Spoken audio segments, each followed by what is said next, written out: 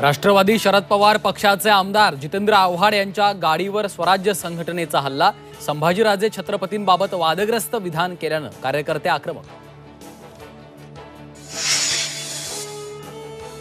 विधानसभा निवडणुकीसाठी शिंदे गटाचं मिशन ताई माई अक्का महिला वोट बँकेवर विशेष लक्ष।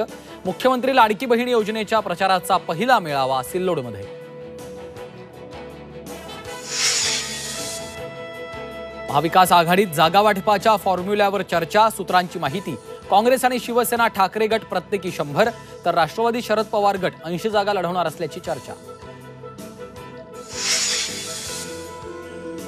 पूजा खेडकर हिचा अटकपूर्व जामीन अर्ज दिल्लीतल्या पटियाला हाऊस कोर्टाने फेटाळला। कोणत्याही क्षणी होणार अटक।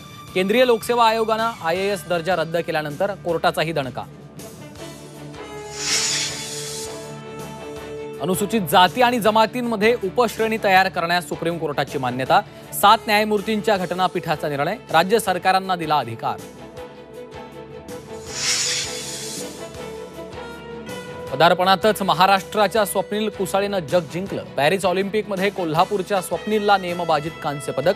ऑलिम्पिकमध्ये भारताला आतापर्यंत 3 पदकं।